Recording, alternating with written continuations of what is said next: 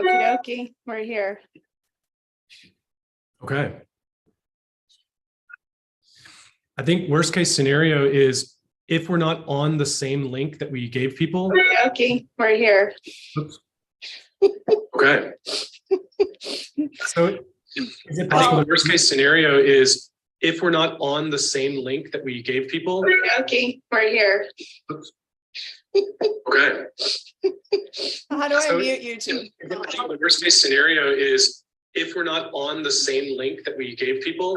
Okay, we're here.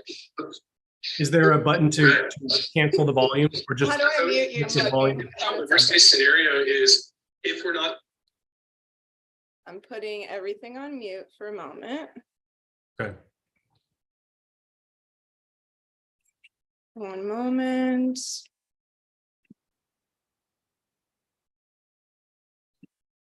Let's troubleshoot this.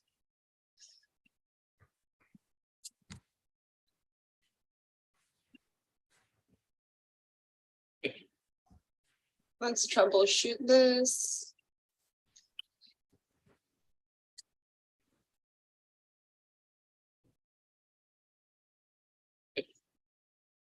Let's troubleshoot this.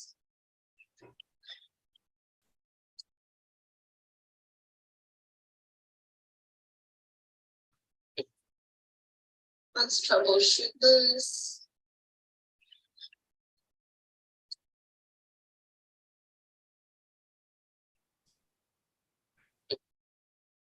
Let's troubleshoot. Okay, cool. Colin, can you hear me? Yeah. Okay, I just hit mute on YouTube. So hopefully what that does is it does not make a muted video, it just turns the sound off of YouTube. Excellent. All right. Perfect. Okay, good morning. Morning. You are in an undisclosed island in the Atlantic, and I am in Miami. And I'm really glad that you're here with me today. We have been talking for some time now about these different concepts we're going to riff on today. The term masculine, feminine polarity, which we've kind of decided is a really misunderstood and kind of annoying term at times. So we're going to look into that a little bit. Talk a little bit about DS dynamics. We're going to talk about this spectrum that exists in relationship and how that is informed by safety and containment. And we're going to look at some of those concepts, and it's just going to be like a casual conversation, because what we're doing is creating a mini course on how to cultivate and access safety in one's own body, so that you can then kind of lay this foundation down to healthily relate to others, to situations, to things out in the world.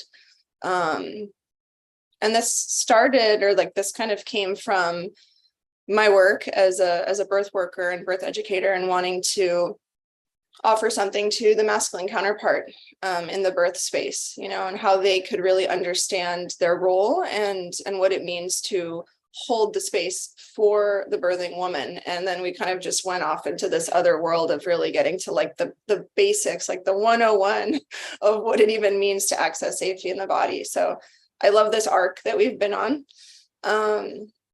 Yeah. Do you want to talk a little bit about you and what you're up to? Yeah, absolutely. Yeah, we've been discussing what to name the course, and we just had that conversation right before the call, just about how in order to hold space for someone else, you really have to have yourself first. You have to be able to hold space for your own experience. Right. Because when you're holding space for someone else, that's when all of your triggers are going to reveal themselves. You can't predict what someone else's experience is going to express as. Right. And they might express their experience in a way that triggers one of your I'll call them dysfunctions. We've been listening to David Data's talks, and that he talks about the therapeutic realm as making dysfunctions functional.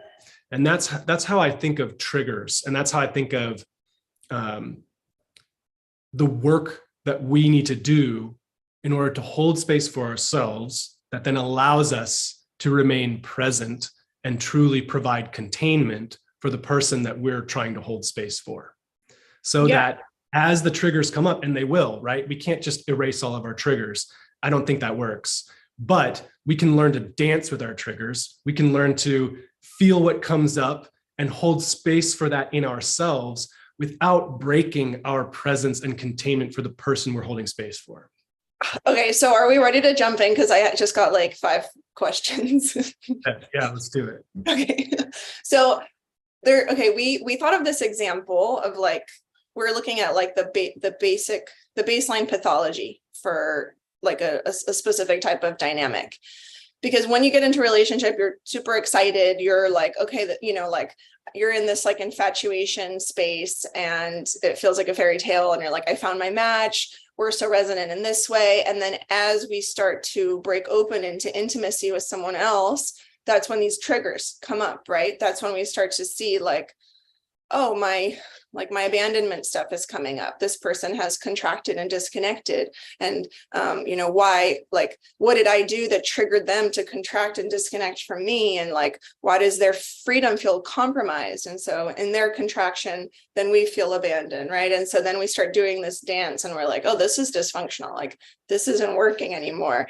And people usually walk away from each other, and they say, wow, like I'm always choosing this type of person that's like leaving me. Or, the man might say, I'm always choosing this type of person that constricts my freedom, like wants to control me. And so like that example that we had thought of was the, let's say like we didn't name this, right? But it was like maybe the woman, the girl who had to be really self-reliant as a child, who had to find her own comfort and taking care of things on her own, figured out how to like fill the glass and make the meal without any parents around, because maybe she had emotionally volatile parents, whatever the case is.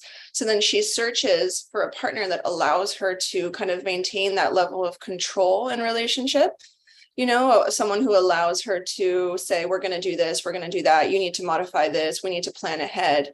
So she's in this state of control. And then maybe the partner, the counterpart that she chooses is the male that you so like eloquently described, which is that male that doesn't ask for permission, doesn't set frameworks down. They basically act until they're punished, right? Until they're punished or until they need to repair later and apologize, right? And so can you talk a little bit about that dynamic, or like how you see that and how you see the arc of the relationship, happening when someone chooses to repair and do this work that we're talking about, like the yoga and the therapy, and then the path that happens when people don't, and they just kind of stay in their story? Yeah, it's pretty easy for me to talk about that specific dynamic you just named, because that pretty well describes the dynamic that I'm in with my partner of 15 years now, or that I was in at the beginning of our relationship and for a long period of our relationship. That was the like polarity that attracted us. And again, like we're going to talk more about polarity, but when I say polarity, I mean, anything that attracts its reciprocal. So it doesn't mean a good polarity. It could be a very negative, destructive, demoralizing polarity that you're in. And that was the polarity that we were in. What you just described really well describes my partner. She had to be self-reliant. She had to have herself and direct and manage people's emotions, not just on a material level, like taking care of herself materially, but also emotionally. And so if she continues to walk through life, having that aspect of herself remain unconscious, like, oh, this is just me, this is just my personality, and not exploring that, then she's going to attract someone that her nervous system feels safe with. And by safe, I mean it feels familiar. And she's going to attract me, who is waiting for someone else to be assertive, is waiting for someone else to decide which direction to go and decide how we're going to structure our relationship and manage our interactions together. And wait until I screw up, like, ask for forgiveness instead of permission, sort of thing. I'm going to wait until I encounter the mother figure that's going to discipline me or punish me. And that's how I learn my boundaries. That's how I learn, how I can move in this relationship and who I am in the relationship. And I think ultimately the most painful wounding that results from that kind of polarity, that kind of unconscious polarity, where we're just like, oh, this is just me, I'm just being me. But we haven't examined that and realized, no, this isn't really my personality. This is my trauma response to my developmental, programming and conditioning. But what results from that, at least for me, that has been the most painful, and I think for my partner, that's been the most painful for her, is she chose me, because I believe that the woman or the person that identifies with the feminine chooses the man, or the person that identifies with the masculine. Yeah. And then in order for the relationship to be like this conscious alchemy, this like explosive, profound, just awesome relationship, the masculine has to then choose back the woman. And that's where that assertiveness needs to come from, that sense of assertiveness and direction. And this is often called claiming, the like claiming energy of a man, claiming his woman. Another way to put that is choosing back. Because the woman chooses, then the man chooses back. And so the deepest wound that was caused by our unconscious polarity when we got together with our particular nervous system configurations was that I never chose her back. Oof. And that lasted for years, where I was like, give me some examples of like what that might look like day to day when you don't choose her back, and then we'll get back on track. Yeah. Which, by the way, disclaimer, Colin and I tend to like go deep into some rabbit holes. So I'm trying to like keep organized with some notes here. Thank you. But yeah, just a few examples, because I think a lot of women struggle with feeling not chosen back, and they don't even know how to articulate it, but it's something in an action, it's something in an energy, and they don't know what that is. But I believe, because I've experienced it myself, not being chosen back, right? Yeah. Well, I think like the most extreme version, or like the version that hurts me the most to even say, because it just brings up that pain, is like the energy is I'm sticking around, and I'm confusing my time and presence with actually claiming a ride or die. Like, I'm committed to you, I want you back, rather than this is good, let's keep doing this, this works. I feel flattered that you chose me, and this is great. But what's unsaid is, until something else comes along that pulls my energy in a different way. Yeah. And what would that look like? I mean, what would that look like? Like, when you actually chose her back, was it just energetically and internally you were like, I'm here for it and I'm not available for anything else? Or was it something you said?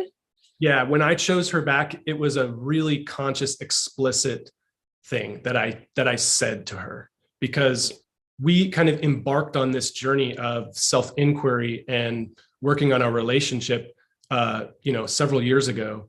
And that's when I had that realization. And she had that she didn't realize it. She always felt it. She always felt like she wasn't quite enough, that she had to continue proving herself. She had to continue through acts of devotion, proving that she was ride or die with me. And she never felt the choosing back because of my actions. I mean, if I had to come up with specific examples, Yeah. they would seem mundane. Well, Like I remember we were visiting Alabama, which is where she's from, for the first time. And we were staying in this place and we were only there temporarily. And so I had this idea of like, I'm just going to rest, because we had been on this big, we were traveling on the road and working, and we had been on this big adventure around the United States. And I was like feeling exhausted. And my mentality was, I'm just going to relax and like retreat into this house that we're staying in. And every time she would go to like watch her younger brother's baseball game, she has a younger sister and brother that are much younger than her. And so they were still in high school when we were back in Alabama visiting. She would go and like watch her sister's dance recital, or go out to get a meal with like part of her, like some of her cousins or something. And I would always make the decision of, you know what, I'm just going to hang back. If I'm not needed, I'm going to hang back and I'm just going to do my own thing and like, recover and get some alone time in. And so like, that's a specific example that's coming up, and it seems so mundane, but it's a clear sign to her that like, he's not even interested in going and like meeting my brother and like learning about my life. Like he's more focused on cultivating his own energy for whatever purpose. And the truth is there was no purpose, because the other shadow side of that man who I have been, that doesn't choose back his woman, is also a man who doesn't know how to choose his purpose, who doesn't know how to have direction in every other aspect of his life as well. So I don't know, is that a good like specific example to give that? Yeah, totally. And it's so interesting you said that that's a mundane example, but like I was just going through the Rolodex of my memories in my previous marriage, and there was a lot of that, and there was almost like, when the engagement did happen, when he would attend the game with me to be with my family, it was almost like, I'm doing this just to show you that I care, but I am like really want to be in the other place. Like, I really want to be back home resting. And so then the woman starts to feel like an obligation. And the woman who's a caretaker or a burden, let's use the word burden. So then the woman is typically within the caretaker archetype, starts to then feel kind of like guilty, maybe shameful, maybe like, oh, he's going to leave because now I've become his burden. So how do I unburden him by becoming even more outside of my body and performing in a way that keeps his interest? And then people, because we're acting from this wound space, we get so far away from our authentic self that it's almost like two actors are engaging day to day, And then that's why people say, by the end of my marriage, I had no idea who he was or who she was, because for so many years we're acting out of self-betrayal. Let's just say, to put it really generally speaking, we're acting so much out of self-betrayal that it's almost like two holograms interacting on a day-to-day basis. And the real people, like the authentic self, is somewhere in a corner, not having their needs met and not expressing their needs. So that example was actually really powerful, and it resonates with me. And I really resonate with how you described your partner. Like, that is kind of my arc and my story as well, and how I've chosen basically a version of what you described yourself as. So, and that leads me into this topic of the masculine feminine polarity, right? And like, we know that has been used a lot. That term is used a lot on Instagram, on social media. And like you were saying the other day, it made me laugh. Like, there's all these memes that are like, if you just do this, then like you'll have this amazing relationship, and like the polarity will be just right so that you can flow and dance. And like, it's almost like this landing spot where everyone's trying to get to. right? And I think there's like a lot of illusion created there because we believe that the man is supposed to behave a certain way and the woman is supposed to behave a certain way, or, you know, the feminine counterpart, the masculine counterpart, in order for this to just unlock and explode. And what you and I have talked about is that it's actually a spectrum and it's changing all the time, you know, and I think it sets people up for failure when they try to access these really like black and white prescriptions of how to behave with each other. And like women say, when the right man comes along, I've heard a lot of my friends say this, where it's like, I'll know he's the right man because I will just suddenly melt into my feminine because he'll know all the right things to do. He'll say all the right things. He'll be so energetically in his masculine that I will just naturally organize. Yeah. And I don't know that that's really true. So yeah, what are your thoughts on that spectrum? Yeah, well, I think like, so I'm also annoyed by this idea of like, okay, well, if you can just learn these behaviors, then you'll ascend to marital polarized bliss. Right.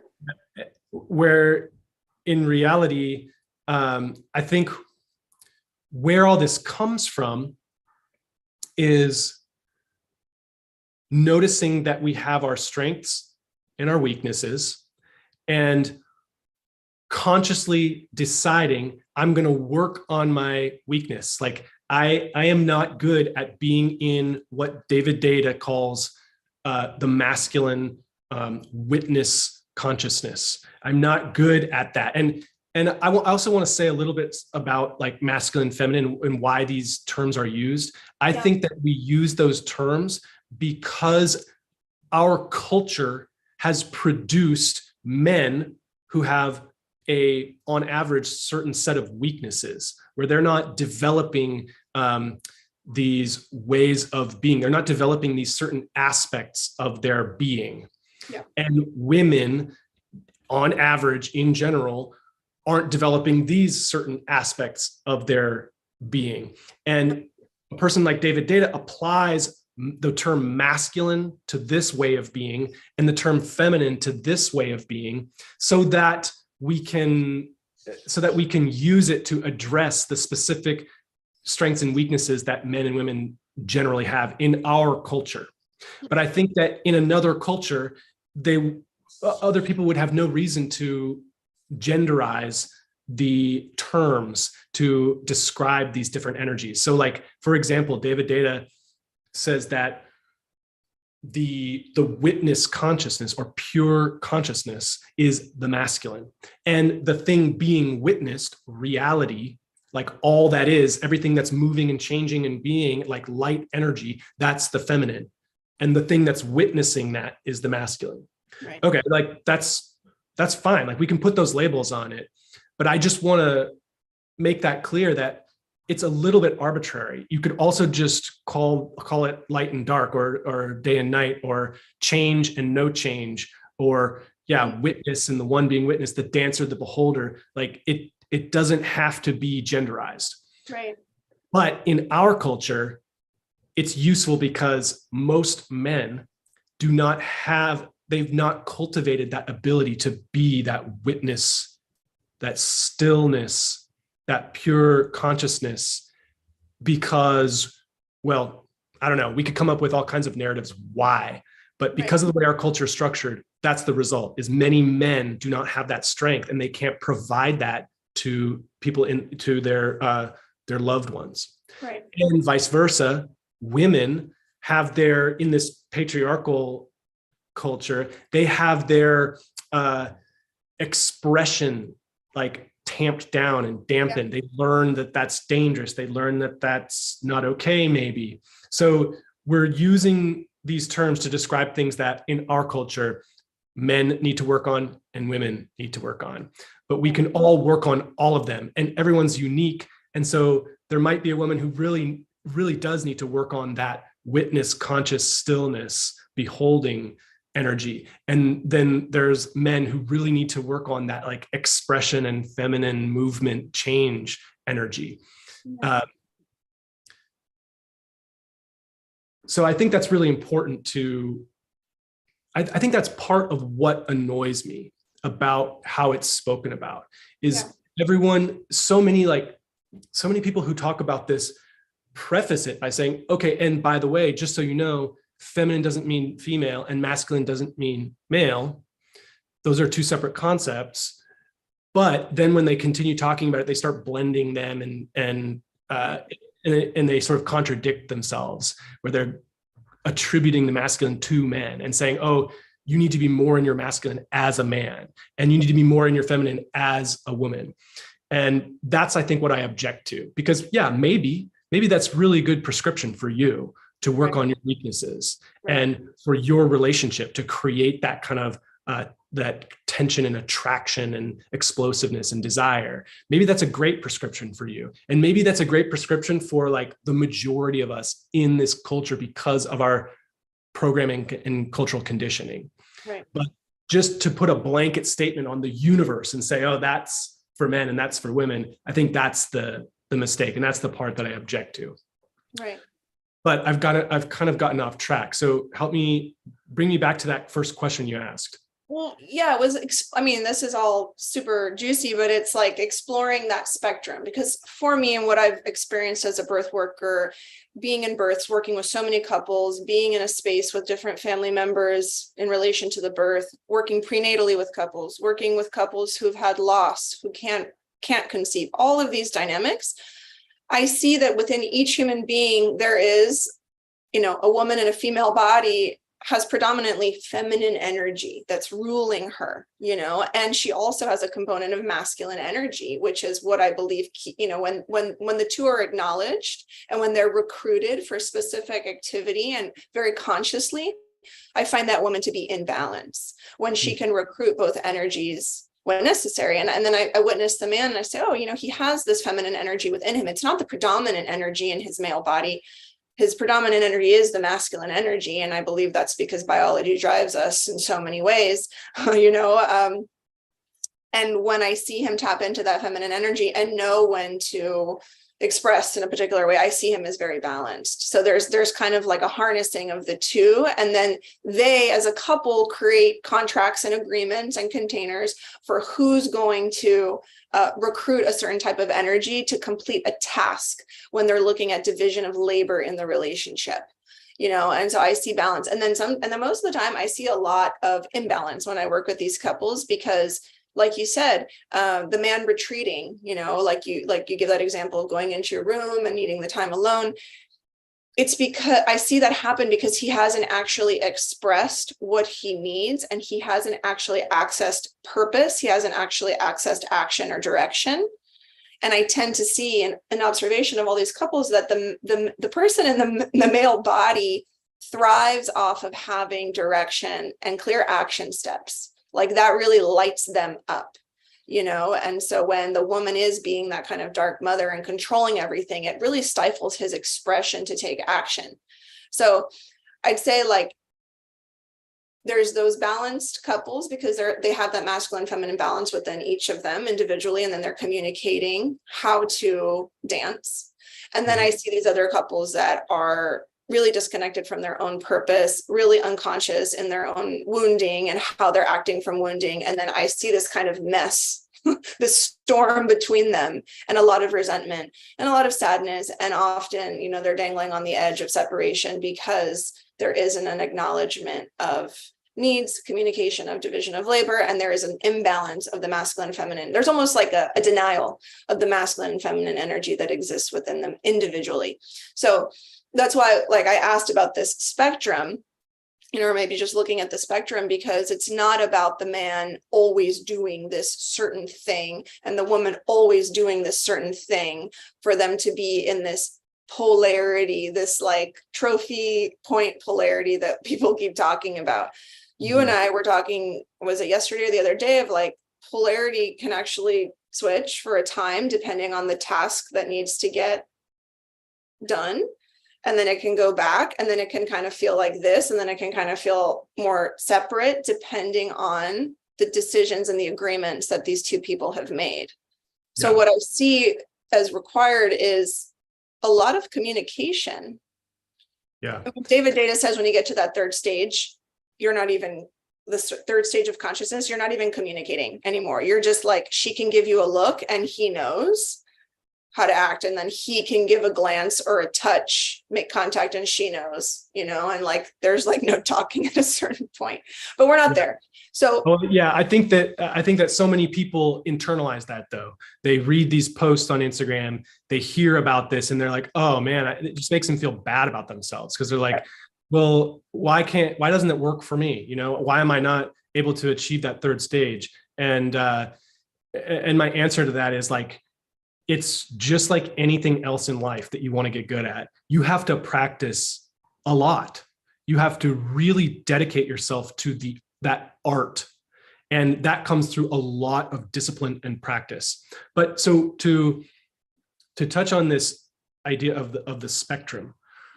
So I saw you describing this experience where we can like switch the polarities depending on what our goal is. It's all purpose driven, right? We want to create this polarity so that we are fully embodying roles that are necessary to achieve some kind of purpose, whether it's raising our children, getting everyone ready in the morning, having amazing sex, going on a vacation together, like whatever it is we're trying to accomplish, like it's purpose driven, right? And we go, okay, we're going to assume these two roles that really complement one another.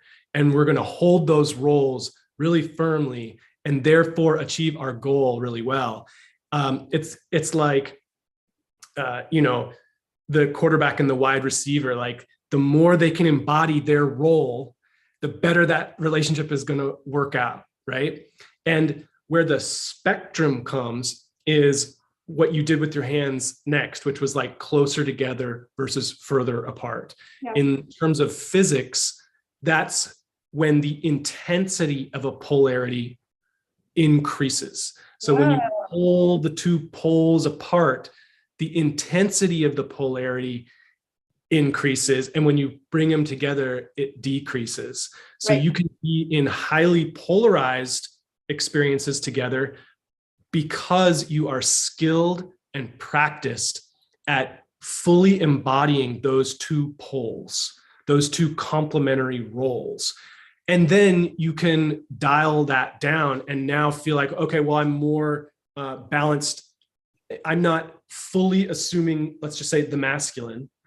I'm now a balanced human being with you in more of a therapeutic context where we are gentle and slow and understanding with one another, and we are acknowledging that we're flawed, and we're holding that like compassionate space for each other's flaws and being that in like that friendship area. Is that where the intensity of the polarity starts to diffuse and it comes closer like this on the spectrum? Yeah. And I think that's what people call depolarized. And my comment on that is like, we're never depolarized. There's polarity is always happening, right? The whole point of polarity is that one cannot exist with the other. So, going back to like the dancer and the beholder, or consciousness and light energy, the witnesser and then reality that's being witnessed, like those can't exist without each other. There's always polarity. Right. But as human beings in a conscious relationship, we can go, all right, I'm going to try and embody this role entirely, this side of the pole. Maybe it's masculine, maybe it's feminine, maybe we're not calling it that at all. I'm going to embody this side of the pole as much as I can, as fully and as firmly as I can, and give that permission to you to also embody the other side. And then we can create like fireworks together. And so if this conscious intention to practice this is new to you, if you feel that you're in a really depolarized relationship, there's no sexual attraction, it feels dysfunctional, it feels like you're exhausted, he's exhausted, whatever the case is, this is actually actionable through creating containers of a certain time frame where you can practice this.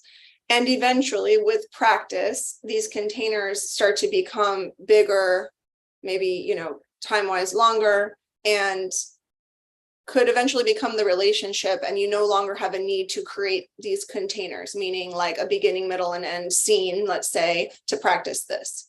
So Yeah. would you say that in order to start exploring with your partner or with someone, if you're not partnered, you know, just trying to understand how this more intense polarity might feel, you could create containers of a certain time frame and give each other assignments? And this is going to lead into the dom sub conversation, I guess, but is that what you would say would be a good way to like start practicing that? Yeah, absolutely. And I also want to draw attention to a distinction between different types of practice. So like, let's take sports again. Like if you're trying to learn tennis, there's the times when you're going to be drilling and identifying your weaknesses and working on those weaknesses. Yep. And you need like maybe a coach, or maybe you need a practice partner where you're practicing those things together and you're drilling your weaknesses to improve. And then there's times when you have matches, when you're actually going to go at it and you're really going to practice those skills in you're going to express your artistry, right? Yeah. You're going to practice expressing that artistry. So in the context of creating containers for your relationship, let's say sexually or just intimacy, there are going to be times when you want to have that drilling. Drilling is a terrible word. There are times when I can't stop thinking about that for the last 30 seconds. you want to have a practice session where you're both acknowledging like, hey, there are some things that I'm really not that good at. Let's set up a container so that I can practice those weaknesses in a safe space. Right. So that's what we're creating, that safe space for therapy, right? Okay. That's a therapeutic practice session. Then there are containers that you want to set up where you are just going to express your art, what you've been working on. You're going to let it flow. And that's not as safe. But of course, when you're with someone that you trust, you know when to jump in and out of the therapeutic container versus the artistry container. Yeah. You know when, okay, a trigger has been struck that's so intense that there isn't any recovery for that. Like you have to break that container of artistry and expression and move into the therapeutic zone. And that's the dance that you have to engage in with your person if you want to get good at this stuff. Like you have to be able to first distinguish between those therapeutic and artistry sessions.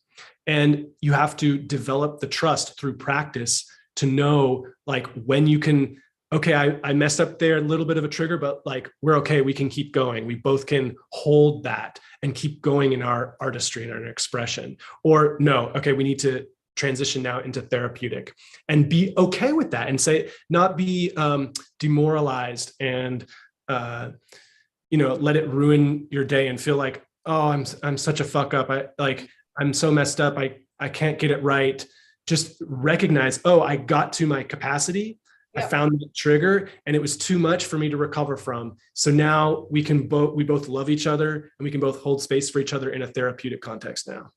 So that's the beauty of these containers. And so we've been like conceptualizing what this is. So I'll just give maybe like a basic concrete example of a container that I set with someone else. And this is something that I think people in relationship can do. Like if you want to explore what it is to go deeper into the polarity of being a dominant energy in the dynamic, and your partner wants to explore the polarity of being more submissive, right? We can call this the dom sub dynamic, which we don't have to jump deep into, but I just want to give this as a basic exercise that people can try. So the person wanting to explore the more dominant archetype could sit across from their counterpart, right? And they could practice something like eye gazing, where they start to feel in their body the energy of dominating, whatever that might be in their mind, the other person. They might put their hand on the submissive's shoulder and they might hold a gaze. And they might hold that gaze. They can say, all right, I'm gonna aim for 90 seconds, to hold this gaze for 90 seconds. So you sit across from each other. And as you start to cultivate that energy, you start to notice like, oh, this is actually kind of exhausting because this is really outside of my nervous system or my system's capacity. I am not used to doing this. As a person in the world, I'm used to being gazed upon and looking away. So now that I'm sitting in this dynamic, I'm going to hold the gaze and I'm not going to look away. And then eventually they might see that their submissive closes her eyes or lowers her gaze, looks away, because that dominant energy has now gotten kind of more crystallized. And so that's a container that one can set. This is just like a basic example, right? You can say, okay, to your partner, to your person, we're going to try this once a day. We're going to set a 5-minute container and we're going to explore what it feels for me to be in this dominant polarity, you to be in this more submissive polarity, and this is what it's going to look like. We're going to do it for a week. And then you can switch. And then the other person can actually practice what that feels like. And then you can have a conversation and say, I really don't actually like being a dom. Like I don't like being in that dominant energy. Like this is why, I actually prefer being in the submissive energy. And your person might say, wow, I actually really like being in that more dominant energy. What's another container we can set to practice this dynamic? Is it that, you give me a to-do list of something to do really clearly, and then I go and I do it, and then I come back and ask for feedback. So, there's so many ways that there's so many textures to this, but this is a way that you can start to explore the energy. It doesn't require going to a therapist or having a mediator. It doesn't require anything super complicated. But I think this is like one of the things that I did starting out when I was exploring this. And it really helped me see that there is a certain type of energy that I like to hold. And I don't actually like being in a dominant energy when I'm outside of my work and my career. When I step out of the space of work, I don't actually like holding a dominant energy, and that was really valuable for me to learn about myself. Yeah. But we can come back to how that dynamic has been really healing for both of us, just to explore it. Is there another exercise that you might give somebody, like whoever's listening, like a practical exercise for exploring the depolarization and polarization, and how to start to find where it feels good, where it doesn't feel good, what feels natural, what doesn't feel natural? Yeah. What I always recommend for people like me, which are the people I tend to attract, is Betty Martin and the Wheel of Consent. And she has several really good, tangible practices that you can do with partners. My partner and I love to play the bossy massage game, which is basically, it's teaching you how to fully embody the giving and the receiving. The person on the massage table is basically just, they are practicing getting in touch with what it is they really want. Yeah. And learning to ask specifically for it and instruct the person giving how to give it. And then when that person who's giving starts to try and follow through, then the person on the table is again continually checking in with, is this exactly what I wanted? How can I communicate more specifically what I wanted? Maybe I asked for fingernail scratches and it's too firm, or it's in the wrong place, or it's just not quite right. Or maybe that's not what I wanted at all. I felt it and no, I don't want that. So it's continually checking in and becoming more and more honest and authentic in your desires. And that is such a powerful skill to cultivate. It sounds so simple, but most of us don't know how to do it. Yeah. And then the giver in that scenario also has this opportunity. It's kind of an interesting thing to analyze because the dom sub relationship, it might not be obvious in this example, but I'm like, yeah. As the giver, you're kind of in that submissive position because you're taking instruction. Right. It's a container for the person receiving, who would normally be the submissive, to be assertive about exactly what they want. and then continually checking in with themselves and going, is this actually what I want? How could it be even better?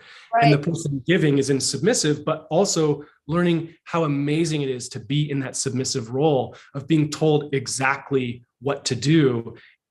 All the anxiety about, oh, am I doing this right, can just wash away if you really embody that submissive position.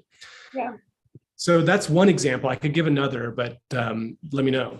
It's interesting because like you said, the person receiving is actually in the dominant role because they're directing and they're giving feedback and they're deciding how things are going to go.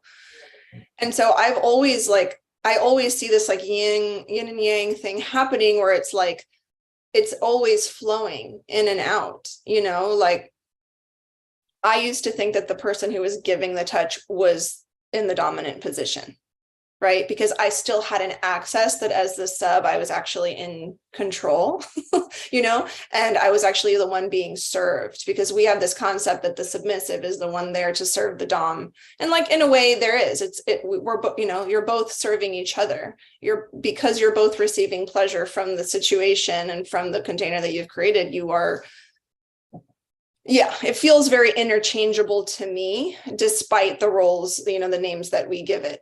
I noticed that when I started doing this exercise with my clients, where I would sit in prenatal appointments and I would give the assignment to do a 90-second hand massage. So I would ask the female to put out her hand, and I would ask the male, the father, the partner, to start asking her what type of touch she wanted. And so he'd say, and this was really basic and quick in the prenatal. It was not like the extensive nature of the bossy massage that Betty Martin gives, but a version of it. And the woman would say, I don't know, like whatever he wants to do is fine. I would hear that a lot. Whatever he wants to do is fine. Or one woman, I remember, she broke down when the husband grabbed her hand and he started doing this. And he said, does that feel good? And she's like, and he's like, do you want me to do something else? And she was like, nobody's ever asked me how I wanted my hand touched. And she just like broke down crying, and that's where I saw the power of this work, where I was like, oh, wow, like so many of these women have never actually asked themselves what feels good for their body, what they want. They've just been led by their counterpart's reaction. So if their partner, if their husband, boyfriend, whatever, they see that there's pleasure in his eyes when she does something, she's in performance and she's like, oh, he gets happy when I do this, so I'm just going to let him keep doing this to me. Yeah. Right. And that's how a lot of couples function, rather than the woman saying, I actually don't like it when my hair is touched. I don't like it when my face is touched. I only like my elbows being touched. And I've never said it to anyone, and let alone my husband of 10 years or whatever. So I saw that this exercise was really powerful. And that's kind of like where I started personally segueing in my life to a solo practice, which I talked to you about, of dominant and submissive, finding the dominant and submissive energies within myself in a solo practice. And that was, through the work that I did with the Love Witch, where she would give me these prompts to lay down on the floor, get really comfortable, and start doing the erotic blueprint touch, for example. As an energetic, there were certain types of touch that I really connected with. And so I would just do this really like soft, light touch on my arm, right? And then I started noticing this voice coming in and saying, this is taking too long, Eyla. Hurry up. We can't be here for this long. And I'm like, okay, what's that part talking, And then I'd say, well, no, I'm going to go a little further. And so I actually had to work on time containers with myself, where I know that I'm someone who needs a lot of time to build up to something. But then there's a part of me that comes in, because we're made up of so many parts. There's like infinite dimensions of Eyla, right? There's a part of me that would come in and say, this is taking too long. What's wrong with you that it takes so long to access pleasure? Like, let's speed it up. So then I had to talk to that part of myself and be like, we can be here as long as we need. There's no rush. And if he doesn't like it, he can leave. And so then that's when I recognized, oh, I've been in performance. I force myself to get to a place of pleasure really quickly, because I'm scared that if I don't, he's going to get bored and he's going to leave the room, meaning the theoretical partner. Yeah. Well, I love that it's a he. I mean, that's profound. So that was one of the first layers I peeled back in my healing in my solo practice, where I just had to learn to really understand time. And then I started noticing there's a part of me that say, Eyla, let's try this now. Does this feel good? And then this other part of me, which was maybe the more submissive part, would be like, yeah, I like that. Can you try it this way? And then the other part of me that was giving the touch would say, sure, how about this? And then I started actually vocalizing in my own solo practice, asking the question and then responding. And if I would do something that was more like pain generating, and we can talk about pain play if this is the day to do that, but something that generated a little bit more pain in my body, I would do that. And then I would actually respond by saying, a number on a scale of 1 to 10, where 10 being the most painful. I'd say, oh, that's a 5.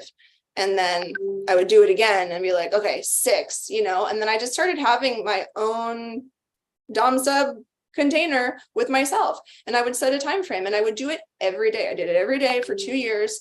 And that's when I started exploring. I said, okay, now I'm ready to practice this with a partner or with a person that is available to witness me and for me to communicate to. Because it's one thing to do this in theory.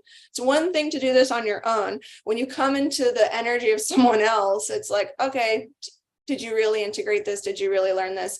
And then that set up its whole, that presented me with another set of challenges and triggers, right? Because I said, oh, I'm pretty good with time by now. But now that this person's in the room, I'm feeling that little edge of like impatience. And are they going to walk out? Are they going to get bored? So then that was where we went into a therapeutic, more depolarized space, where I would say, hey, I'm like really scared that if it takes me an hour to access this state of heightened pleasure, you're going to be like yawning.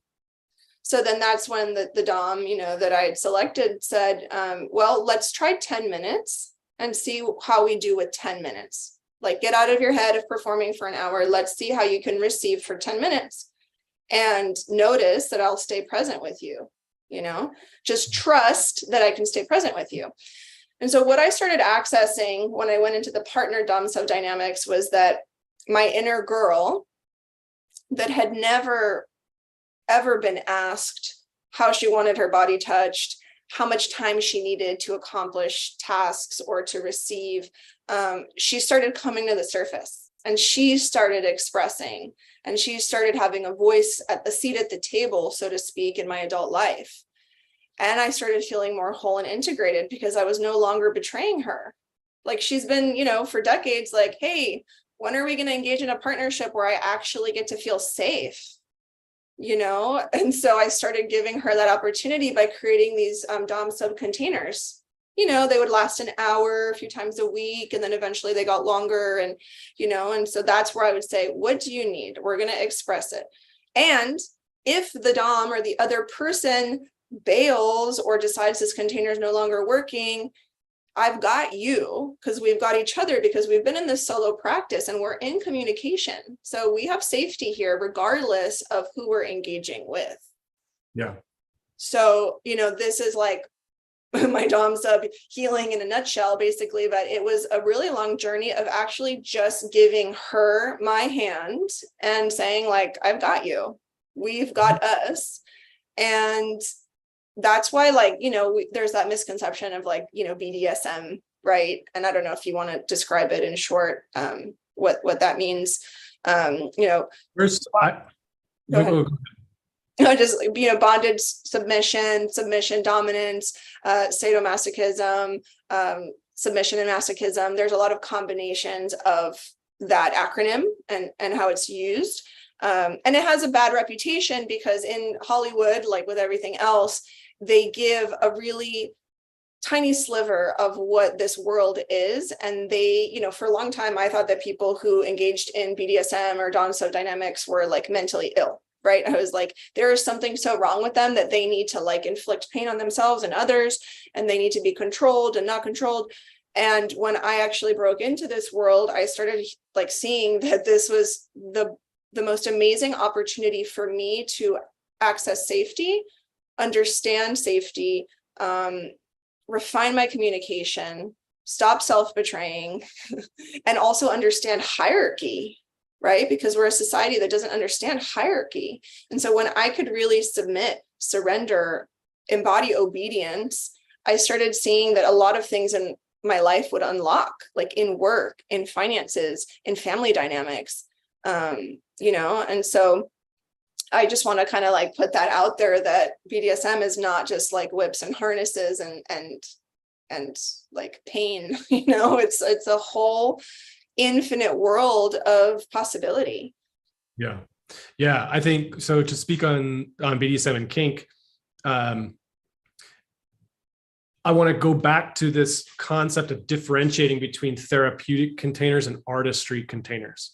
I think that's what, when people conflate those and don't understand the difference in the relationship between those, that's when they might be triggered by the world of BDSM.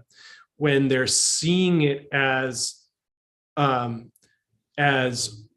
attempt towards that artistry side of things, the expression, the improvisation, when they're seeing it as an art and they're seeing examples of it that just seem like you can just feel the body language, like in porn or Hollywood or whatever, where you're like, I don't think this is good, what's happening right now. Like, this doesn't seem like they're really in their artistry. Like, this seems abusive or something like that. Whereas, and I think that's a bad example, because in Hollywood and in porn, oftentimes it's not a good example. Oftentimes it's because there's money involved, because it's about performance, because it's about the spectacle of it and the economics of it. But the kink and the BDSM scene, I think that for the average person, it is a therapeutic container. Now, there are masters that do performances, and that is art. And when a professional dom is understanding exactly what you need to get out of this experience, then he's in his artistic expression as he's providing therapy. So I think that this also gets to one of the problems with the coaching world and the therapy world is that we see these people selling these ideas of how to improve your life and how to have a better sex life, how to better marriage, better relationship, how to, find your purpose and all of these different things. We see these coach figures and we say, I want to be like them.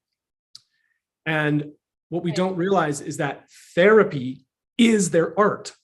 Like, they're in their artistry. So like someone teaching you about how to live this incredibly explosive, polarized sex life, they're focused on that all the time. They live and breathe it. They practice it. They have incredible discipline around this, and they're teaching it all the time.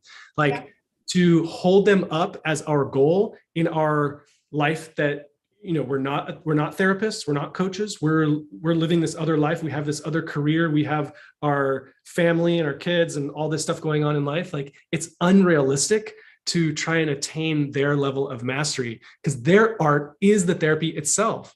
Right. So anyway, going back to BDSM, I think that's what can trigger people, is that they don't understand the difference between a therapeutic container and an artistry performance container. And I think that for most people, BDSM and kink is a therapeutic container. You're intentionally designing experiences and containers to alchemize those shadows, to get in touch with those parts of yourself that you were talking about getting in touch with on your own. I wanted to go back to what you were saying there, because I loved so much about what you were saying, that you had to create that container within yourself, for yourself, by yourself first. And that's what allowed you to recognize when that little girl part came up, when you're in the room with another person, when you're in the room with your lover. Without that practice that you did on your own, you might not have even been able to recognize what parts were coming up and what those parts needed in that moment. So I think that that's crucial to understand, And this speaks to the goal of the mini course that we're going to be offering, which is step one. You want to hold space for someone. You want to provide containment for your loved ones in your life, for your wife, for your kids.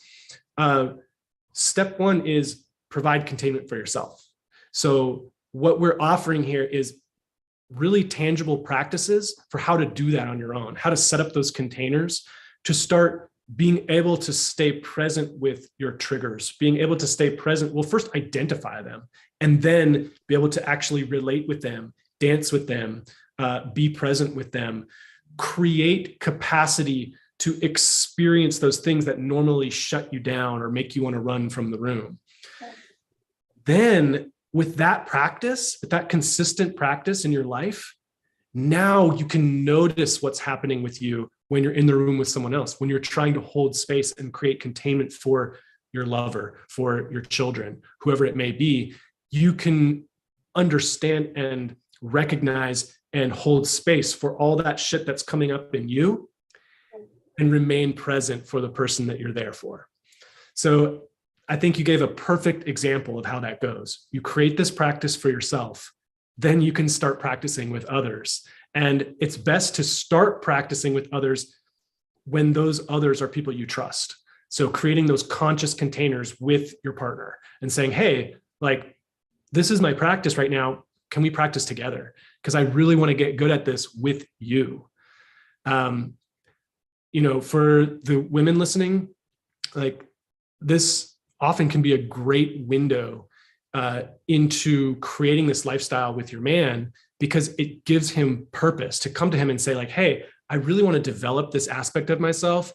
Like, I need your help. I need you to hold this space for me. Can you do that?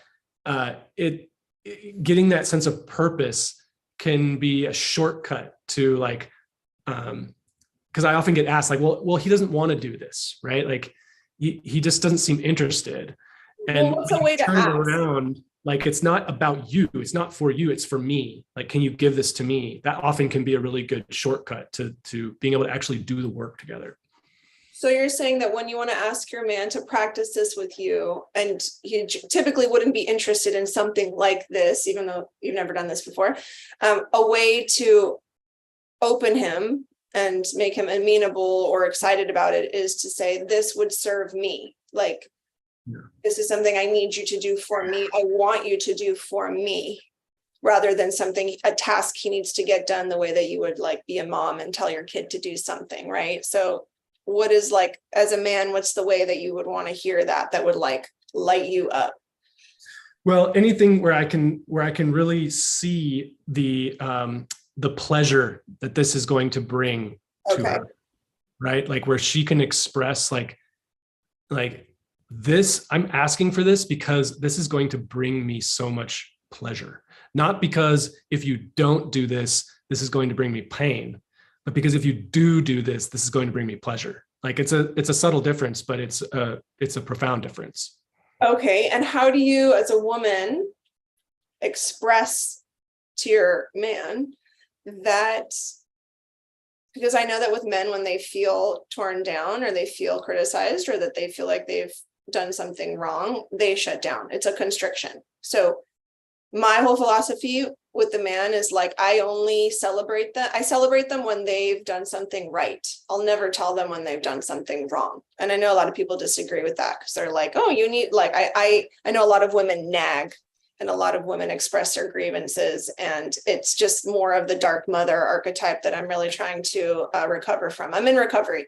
So when I express, I'm like, I really love that you did this. And it would feel really good to me if you could do this for me. Like, it would light me up in this way. And so it's always like building them up and helping them see where they could really shine, while also expressing the need.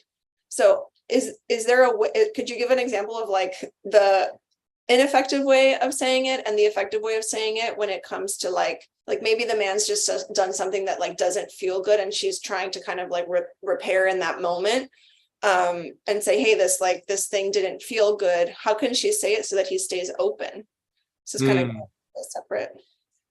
Yeah. So, I mean, that's sometimes you're doomed if he's truly not open to it, right? I mean, I think that I'm not sure if I could offer like a specific way to say it so that it's going to evoke the right response, just because everyone's so different. So I like what you said about the, like, you're sort of talking about like positive reinforcement, right? Like complimenting when something does work. I would say also a really great practice to be in is like, for as a woman, if you're doing the work and your man's not, like learning how to be in your full expression of pleasure.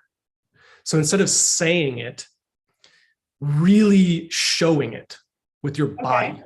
So if you can cultivate that ability to really express your pleasure through your body, his body is going to see it. He won't need to be told. So that's the first thing I would say. And then what I meant by like sometimes you're doomed is there are scenarios where a man is just so shut down that he's not willing to deal with his own triggers of receiving criticism, and he just wants to shut down. And for me, that was me. I couldn't get out of my flight response and my fight response of like defensivism and tit for tat, like bickering, and then finally just like full freeze and shut down, and just like, well, I'm not going to even engage with this because it's not worth my time, or what, that's the story I would have for myself. Dang. So what it took for me was my woman to continually show me this mirror of how I was being, and by like describing it and telling me again and again, and like cornering me. So like that goes against like every self-help book that's like teaching women how to engage with their masculine counterpart. It's like, don't tell him what he did wrong. Don't show him anything. Like if he's not self-aware, like on to the next, basically. And so you're saying she would like corner you, and yes, and eventually I couldn't run, and I couldn't get out of it. Like my defensive tactics lost all of their potency. Why? Like, because why? I ran out of arguments. Like she was so good at just showing the mirror to me and calling me on my bullshit that I ran out of rational things to lean on, and I ran out of like places to run to. And I'm sort of speaking metaphorically here. And so there were some experiences where like I fucked up in a big enough way, and she just like really firmly held that mirror up to me and was like, yeah, you did fuck up, and like there's no getting out of this. Like you fucked up and you need to deal with the pain of fucking up and disappointing me. And those were the turning points for me, where I was like, oh, right, like there's nowhere to run.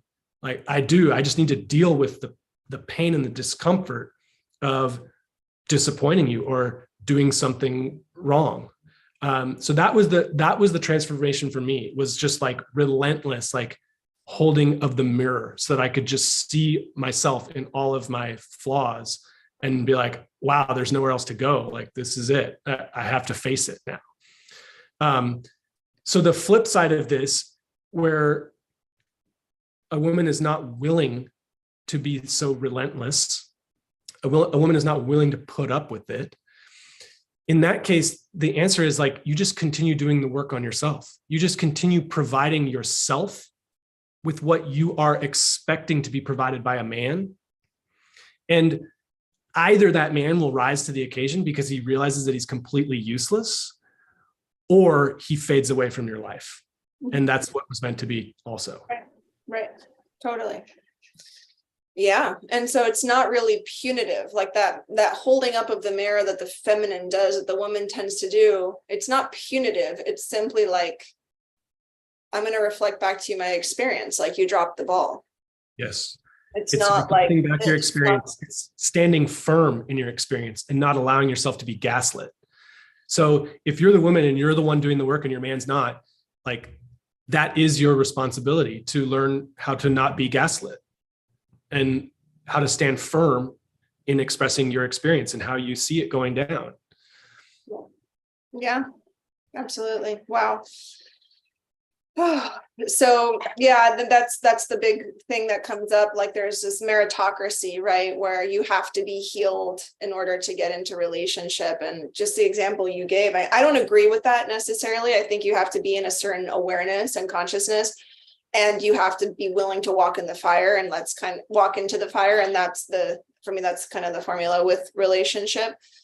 You're going there to do this boot camp that is filled with contraction and expansion and pleasure and pain, and there is no like plateau of healing you're supposed to have reached before you can go into that. And I think that that's like a lot of the miscommunication that's happening in social media, where it's like, in order for you to, access the healed counterpart that you want, you have to already be healed, because your frequency will just attract person in that frequency, or whatever the case is.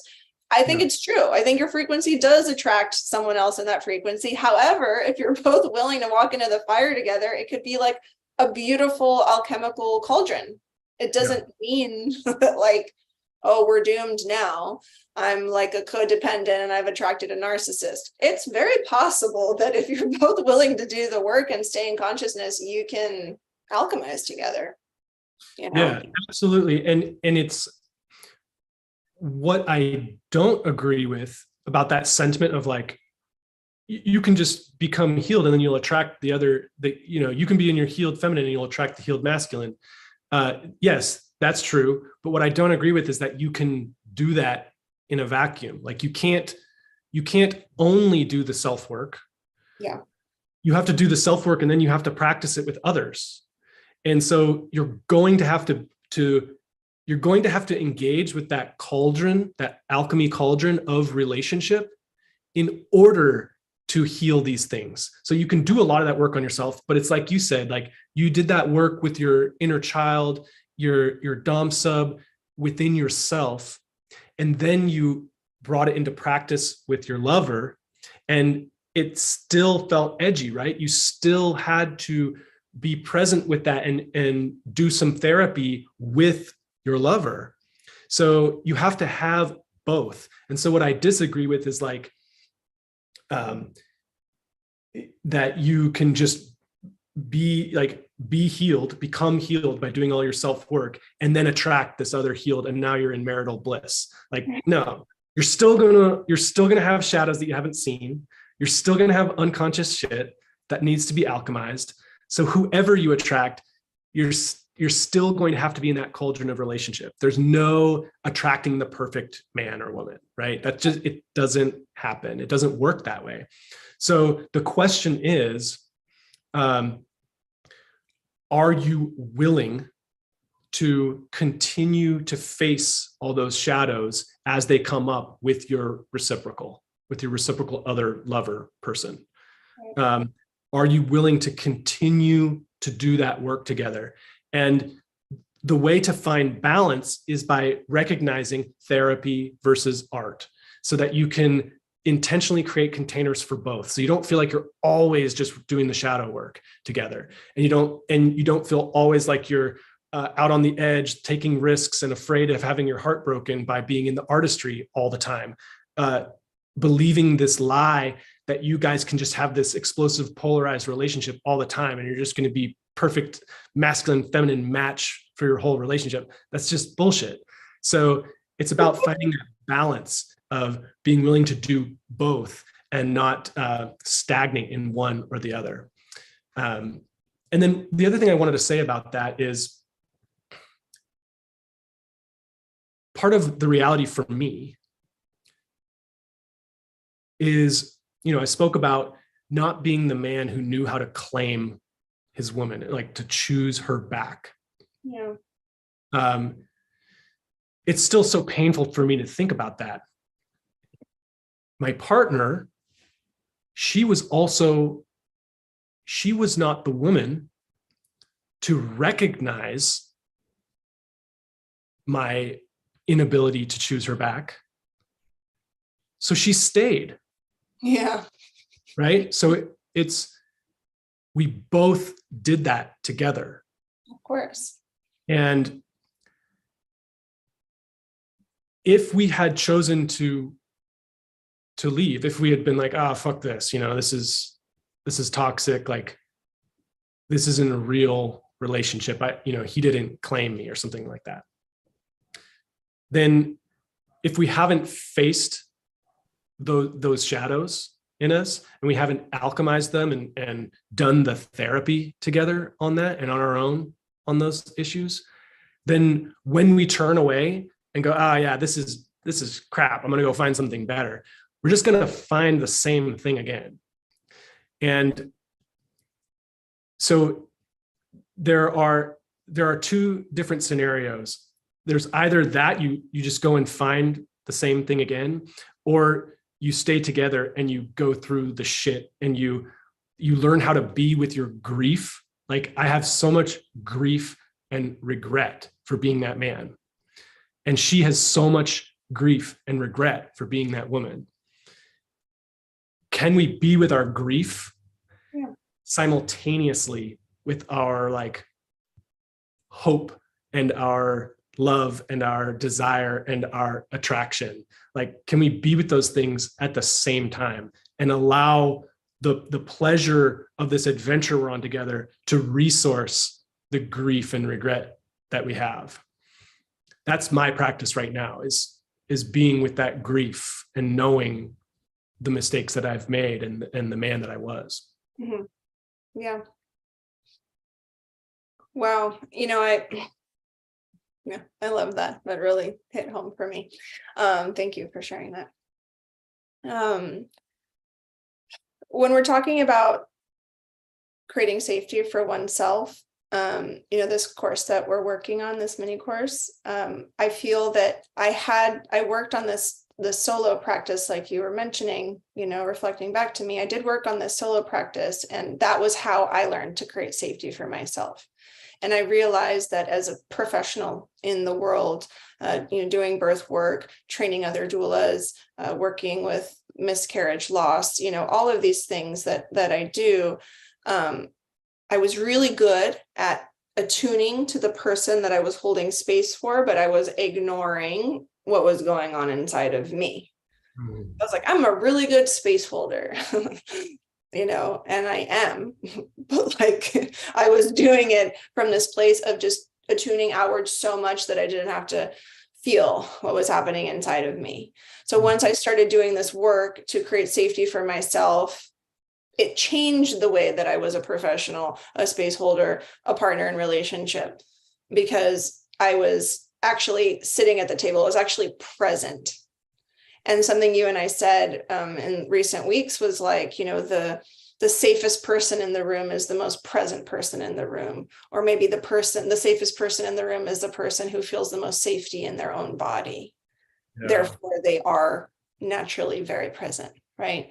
And so that's the difference I saw when I started doing this solo practice and learning how to create safety for myself. The way that I held space for other people in situations changed drastically. It was now coming from a really authentic, grounded, safe place, not a place where I was actually disassociating to hold space and be like a kick-ass birth worker, space holder, intermediary. Like, it changed. So I'm still doing the same work. It's just coming from a different place now. I don't feel as exhausted anymore. I don't feel overrun. I don't feel any self-betrayal. My boundaries are very clear. My energy is really focused. So I just want to say that one of the benefits of this course and learning the foundations of creating safety for yourself is going to be, maybe you're already doing work where you hold space for people, or you're a doctor, or you're a therapist, right? Whatever the case is, you're a coach, or you're a parent and you're holding space for your children. Like, this is helpful because you're now going to be able to create that safety for yourself and hold space differently. And it actually can blow up in a beautiful way to more possibility, because you're not going to be as exhausted. You're not going to feel overrun. Your boundaries are not going to get crossed. Yeah, that's the part that resonates most with me, is when you don't have to disassociate from your own experience in order to hold space, because that can work, right? You can make that work. Like you said, you were a good space holder. You were a good leader, but maybe, I don't know your experience exactly, but maybe when you're holding space in that way, where you're kind of using holding space as a way to disassociate from your internal experience, it's exhausting. So like later on, you're feeling the consequences in other areas of your life because being that way is exhausting. And I can really relate in my own relationship, actually. I'm going to pull in another, I think this is from data, first stage, second stage, third stage. Yeah, that's him. I want to like stress that I'm not saying that these are places that you arrive at. Like I've been doing the work for long enough where I know what third stage feels like, but I'm most of the time still like second stage, I'm like consciously thinking about this and working on it. And I think that's how we all are. It's a spectrum. It's like we can pop in and out of these stages. It's not an arrival point. It's not something that you get to. But I want to bring that concept in because I think that that's a really common pitfall. I work with men, so I'm going to say for men especially. When we start to learn these tools for how we can be good space holders, for how we can provide containment, we get this hit of like dopamine or whatever cocktail of chemicals we've got going on of like, oh, I'm being such a good man. Like I'm doing the motions, I'm going through the motions, I'm holding the space, right? I'm doing it. She's emptying out her vent on me. She's emoting and like I'm holding the space.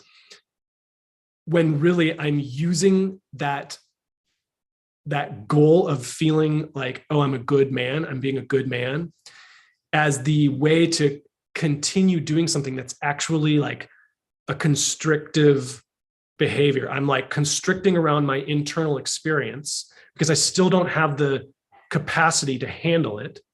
I'm like numbing out in a way, but then I'm getting this dopamine hit of, oh, I'm being a good man, like I'm being a good space holder. And so we can really easily slip into that pattern of thinking that keeping your cool is the same thing as truly presently holding space for someone. Right. And that's been my experience. Like so much, like I've fallen into that hole so often and for so long. The difference is, so as my internal experience is happening, I'm feeling all the triggers, all my little boy stuff come up, all of my trauma responses happening real time. Those aren't going to go away. Those are always going to be a part of your nervous system conditioning, like your nervous system pattern, right? So can I intentionally create space for myself to feel all those things? So like I use my memory. I will set up a practice where I go into a room by myself or outside or whatever, and I remember something that triggers me. I remember that conversation, that argument, that whatever thing happened. And I use the memory of it to allow all that stuff to come up. And then I'm with it. I just be with it. And then I find ways to resource myself to continually be with it. And what you begin to realize is that all of those trauma responses, those triggers, those shadows that come up, they're all made of the same stuff, which is like energy. They're all made of electricity and energy coursing through your body. And your nervous system has decided through all the conditioning that you've experienced over the course of your life, which energy to constrict and brace against, and which energy to expand and relax with. And so it's a simple matter of reteaching your body that, oh, when this thing comes up that you normally want to constrict and brace against, you can actually relax into it because there isn't actually any danger right now. You can relax and expand into this. And once you make that realization, once you make those connections, now when you're holding space, and normally you'd have to numb out or brace to dissociate from it and get through it, now you can allow it to come up, and you can actually transmute those what would be triggers into something that gives you even more energy, even more presence, even more ability. And that's what really alchemization is to me, and transmutation. It's taking the energy that your body normally braces against and allowing it to flow, expanding into it, and then using it as a resource and go, oh, wow, now I'm actually alive with this energy, and I can focus it towards my task at hand. That's what I wanted to say about that. I also do that. I also, when I feel that constriction, I go back to what I would consider the original event Mm-hmm. that caused me to feel the constriction, right? So let's just use a really simple example of feeling abandoned, right? So that comes up for a lot of people for whatever reason. And if there is something that occurs in my day-to-day life, and it's because of this alchemy you're talking about, I again, I'm in recovery, right? With so many things, but it's like with that specifically, I can now see that this is a situation that would have in the past triggered that abandonment wound. And like, it no longer, I no longer need to access that energy, to reposition myself and create safety, because safety is already existing in my body. But in the past, when something would trigger it in day-to-day life, I didn't know where to go. It was like I would see red and I would just go into complete flight. It was like, I mean, you name it. It was like, crazy behavior, right? Like what someone would call crazy behavior, and really inconsistent. And so when I started accessing that core memory of what I consider to be the event that laid out this pattern for my lifetime, I would go back into the room where I was. I would actually just find it somewhere to sit, or lie down, close my eyes, and go back into the room. I'd go back to the scene of the crime. I'd walk through, and I would actually just see my little girl in there, at age 7, and be like, hey, give me your hand. Let's go. Like, we're leaving the house, and I would walk her out of the house where I was. And the more and more I did that, the more like,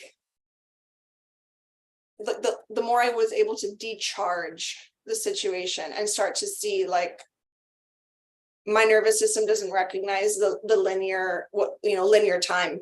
My nervous system only, like, it feels like I'm in that house right now, 30 years later or whatever it is. And so I started to see we're not really in that house. That really was a long time ago. I can take her out of there whenever I want. Like I started developing all these practices for going back to the scene of the crime and recognizing day to day what was activating it, and then saying, oh, there is safety here and I would just write down a list of all the ways that I was safe. At first, that's what I had to do. I had to make a list of 10 things that actually demonstrated safety in my life before I could get to the point where I was alchemizing the energy in my body and like flipping it quickly. I had to actually like go down a list of like, there's food in the fridge, there's a roof over your head, like basic needs are met. No one can actually leave you because you're, blah, blah, blah. Right. So this is really powerful in this conversation of holding space, because what happens is, like you were saying, the guy's keeping his cool. He's attuning outward. He's constricting, but he's keeping his cool. And then he gets so exhausted, he drops down and he kind of disappears for a time. And then the woman or the person on the receiving end is like, what is this inconsistent hysterical behavior? Mm-hmm. One moment he's holding space, and then the next moment he's completely collapsed and I can't access him. That's what it looks like on the other end when a woman is receiving that inconsistent, inauthentic space holding from a man, an inconsistent, inauthentic presence. It looks like a hysterical, it looks like, okay, here one moment, not the next. And that actually creates way less safety for the woman. And we label it with words like avoidant, and that the masculine is always seeking freedom. But I think that it's actually just, you're reaching your capacity. The man is reaching his capacity to be in that brace, and now he needs a break. He starts to develop a resentment to what he thinks is space holding.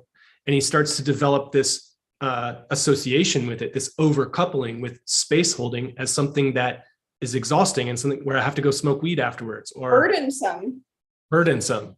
Exactly. Because he doesn't realize that his system is bracing, which is an extremely exhausting thing to be doing. Oh my God. This is like, I want to dive into like that whole conversation of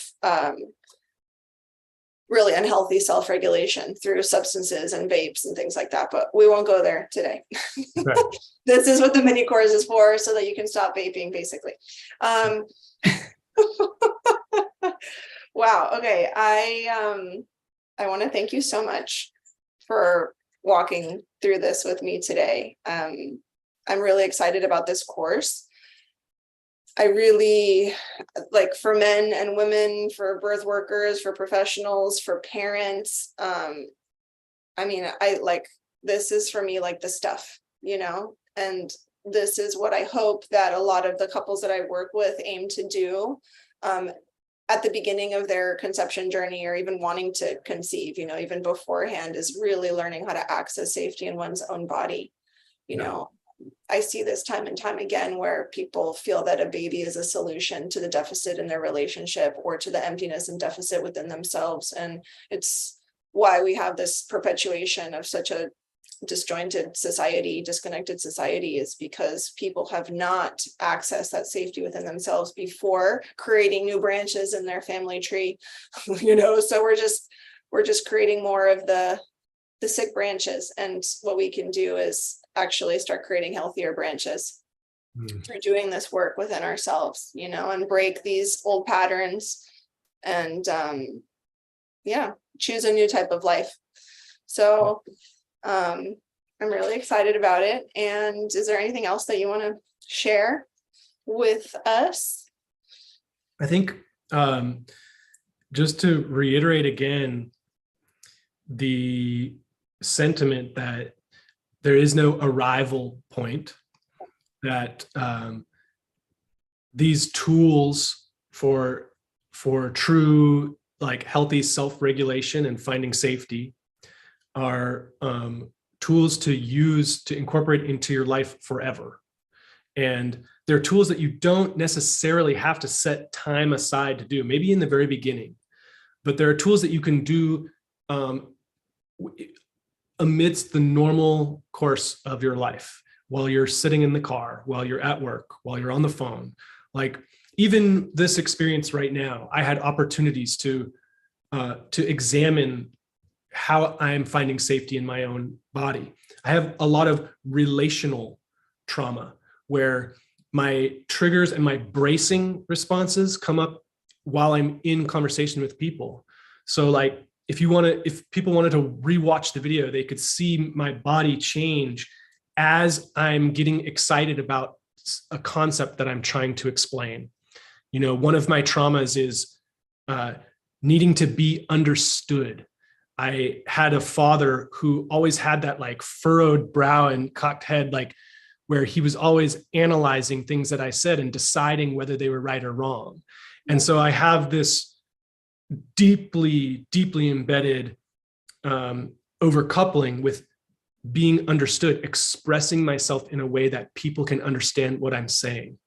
And so even in this call, I'm doing this work of noticing when, as I'm leaning forward towards the camera, as my shoulders start to clench, as I start to speak faster and faster and in a more tight vocal cord tone, like, these are all signs that my body is bracing. And I can use this even as an opportunity to go, oh, wait, I'm totally safe. There's no reason to be bracing.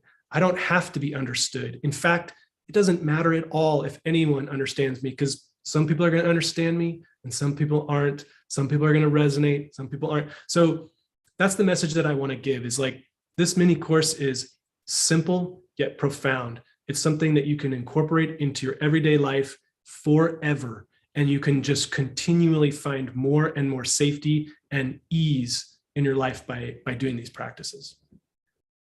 Amazing. Thanks so much for having me. Thank you. I love you. And I'm super excited for this. I already have a few questions coming in. My phone was going off, people listening. So I'm looking forward to answering those with you. And yeah, thank you. Fantastic. I love you too, Eyla, as always. All right. I will talk to you soon. All right. Bye. Bye.